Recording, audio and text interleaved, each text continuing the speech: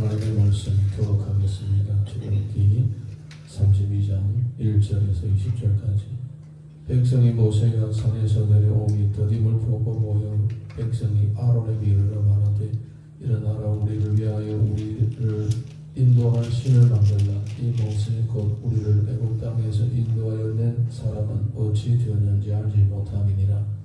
아론이 그들에게 이르되 너희의 아내와 자네 위에서 큰 고리를 빼어 내게로 가져라.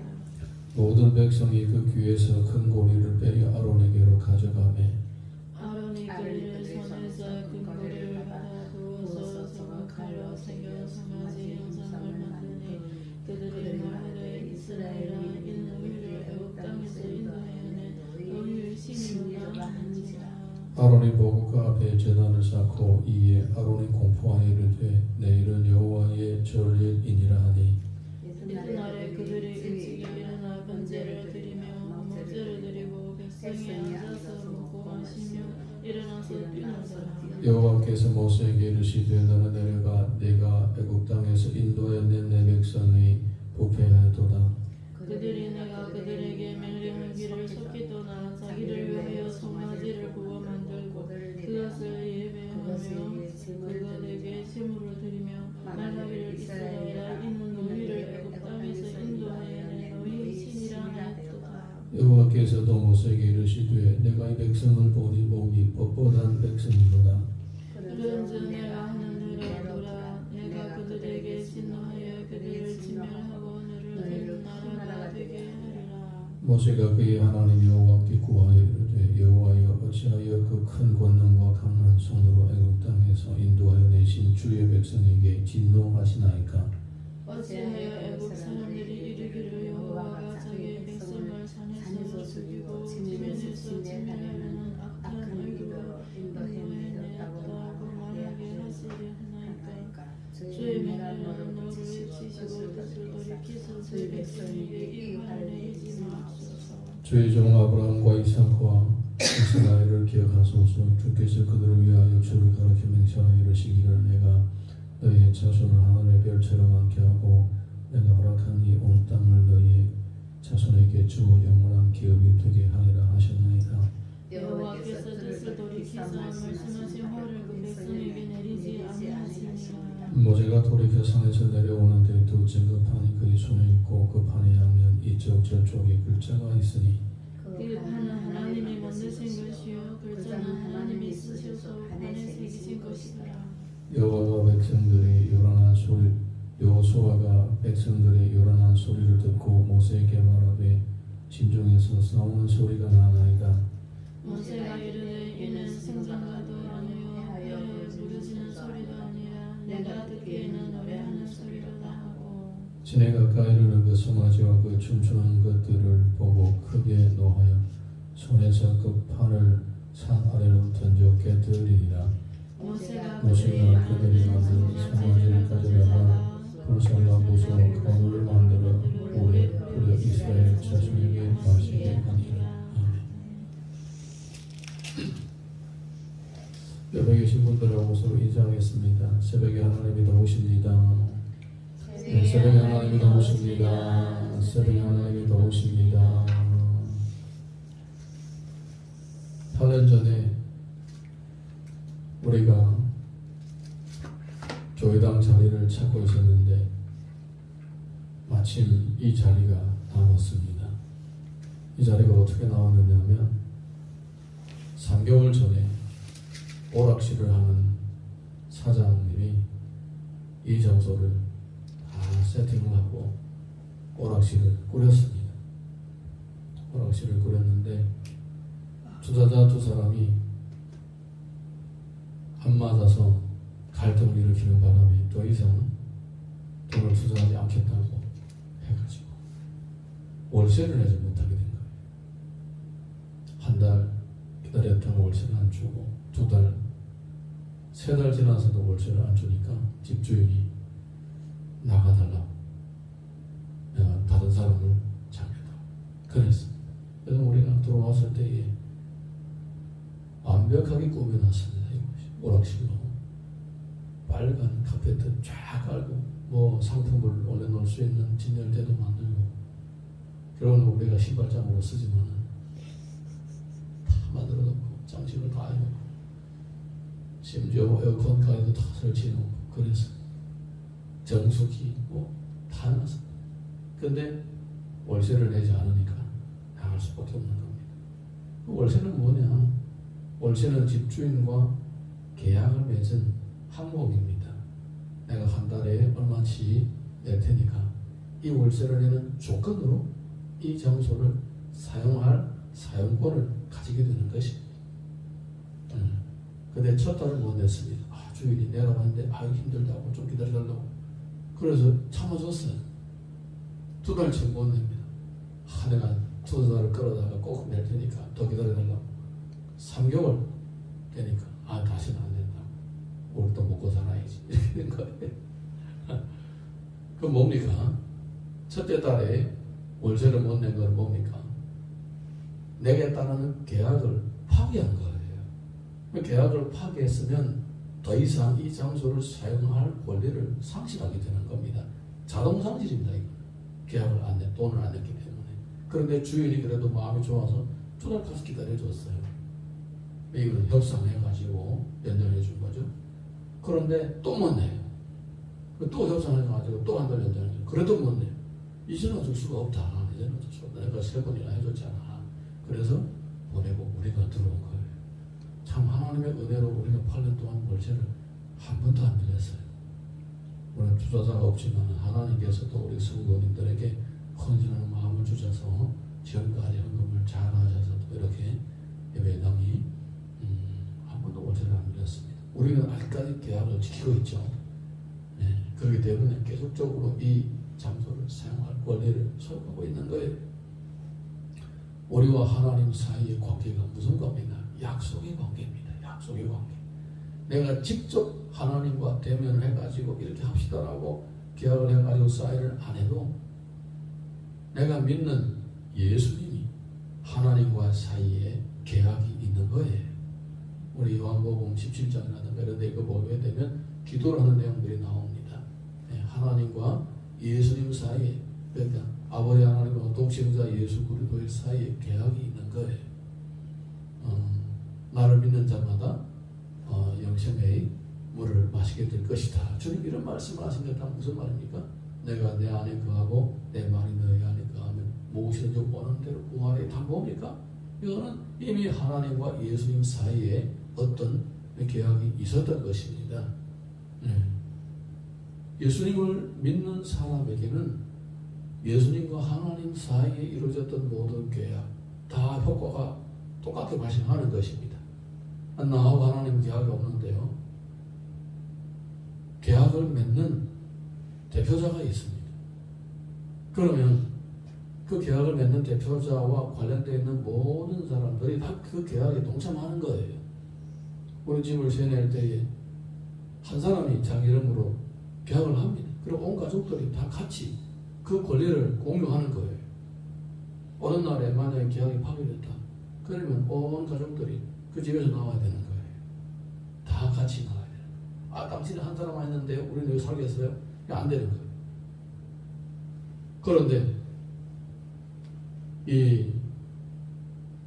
지금 하나님과 모세 사이에 모종의 대화가 이루어지는 장면을 오늘 우리가 읽어봤는데, 여기 보게 되면 이스라엘 백성들이 뭐 했느냐? 하나님 앞에서 자기들이 하나님 앞에서 하겠다고 한 거 안 한 거예요. 계약 파기했다 이 말입니다. 그래서 이 하나님께서는 그들에게 진노를 내리시겠다 이렇게 말씀하셨던 겁니다. 그동안에 주신 은혜를 다 뺏어가겠다 이렇게 말씀하시는 거예요. 모세가 그때 하나님 앞에 얘기를 하죠. 하나님께서 이들을 인도해 주셨는데 어떻게 지금 이렇게 다 죽을 수가 있습니까? 살려주세요. 제발 살려주세요. 이렇게 하나님 앞에 기도를 하는 거예요. 그래서 하나님께서 다시 기회를 한번 주죠. 이미 계약은 파기된 거예요. 그들의 범죄로 인해서 계약이 파기된 거예요. 그들은 더 이상 하나님의 은혜와 축복을 누릴 권리를 상실하게 된 거예요. 물론 죽어서 천국 갈지 안 갈지 그거는 우리가 크게 알 수 없는 일이지만 이 땅에서 살아가는 동안에 평안과 번영 자유 이런 것들은 이미 박탈된 거예요. 어떻게? 그들이 하나님과의 계약을 안 지키고 인해서 상실된 거예요. 자동상실인 거예요. 자동상실. 예. 여러분 우리 신앙생활을 할 때 이것을 꼭 알고 계시고 기억하고 계셔야 되는 것입니다. 첫 번째, 내가 주님 안에서 내가 누려야 할 특권이 있는 거예요. 주님이 말씀하신 것처럼 기도응답의 특권이라든가, 그리고 또한 내가 평생 주님이 약속하신 이 삶의 재물에 관한 약속들이라든가, 그 가족에 관한 약속이라든가 이런 것들 다 있는 거예요. 내가 직접 주님과 계약을 안 맺어도 예수님과 하나님 사이에 이미 그 관계가 있기 때문에 내가 예수님을 믿으면 이미 그 계약에 동참하는 사람이 되는 것입니다. 그래서 내가 만약에 그 특권을 누리려고 하는데 예수님께서 하나님 앞에서 헌신한 그 인류 구원한 구속을 이루기 위한 그 헌신과 또 그가 제자들에게 명령하신 그 말씀을 다 생각하지 않을 때는 내가 스스로 그 계약을 포기하는 꼴이 된다는 것입니다. 예. 말씀의 순종이라는 의미는 바로 여기에 있는 것입니다.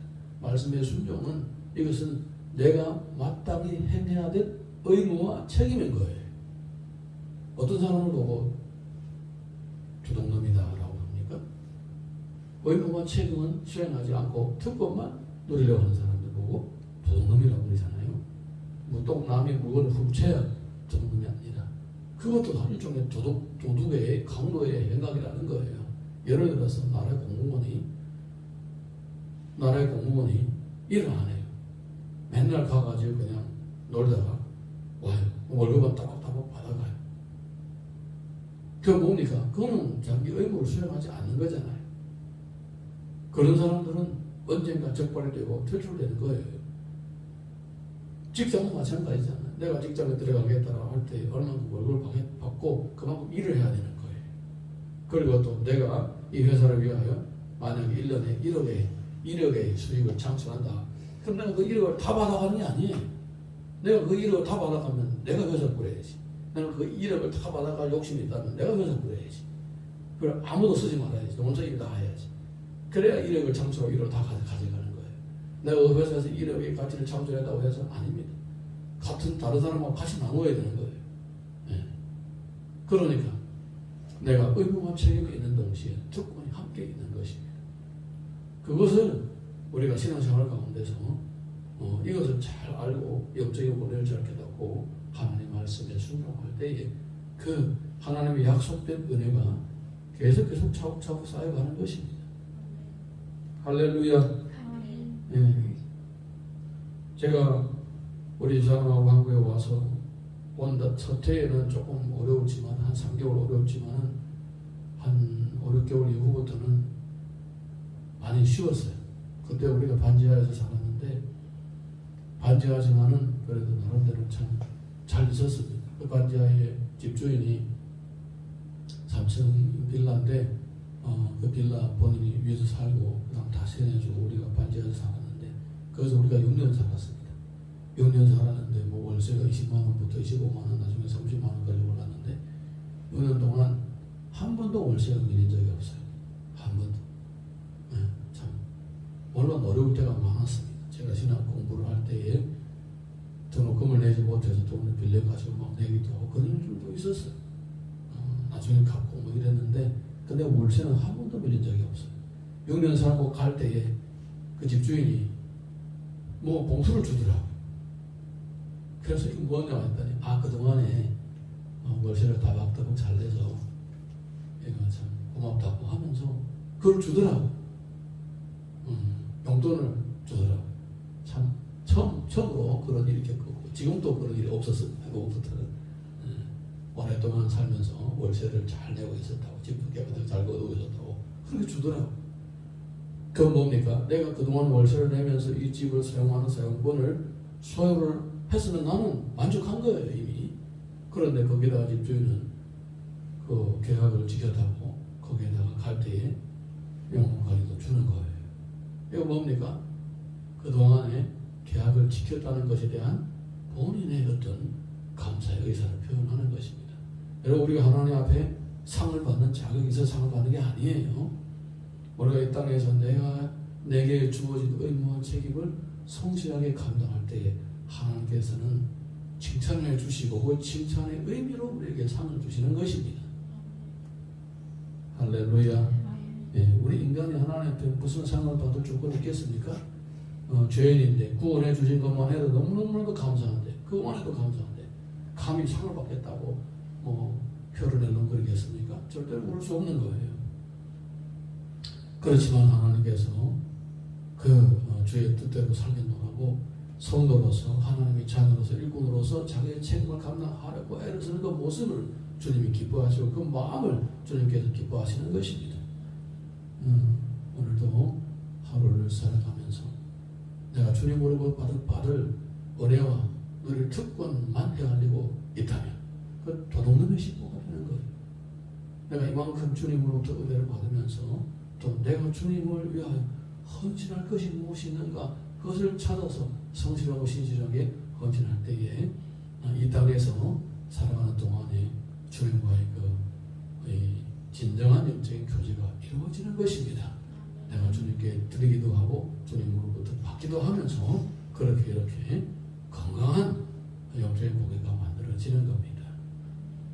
이 은혜를 오늘도 누릴 수 있기를 다시 한번 주님 이름으로 축원합니다. 신명기 7장 12절 보게 되면 너희가 이 모든 법도를 듣고 지켜 행하면 내 하나님 여호와께서 네 조상들에게 맹세하신 언약을 지켜 내게 인애를 베풀 것이라. 이사야서 56장 6절 7절 보게 되면 또 여호와와 연합하여 그를 섬기며 여호와 이름을 사랑하며 그의 종이 되면 안식일을 지켜 더럽히지 아니하며 나의 언약을 굳게 지키는 이방인마다 내가 곧 그들을 나의 성전으로 인도하여 기도하는 내 집에서 그들을 기쁘게 할 것이며 그들의 번제와 희생을 나의 제단에서 기꺼이 받게 되리니 이는 내 집은 만민이 기도하는 집이라 일컬음이 될 것이니라. 이방인들조차도 주님의 계약에 들어와서 섬기게 되면 그들도 주님으로부터 특권을 누리게 된다는 것입니다.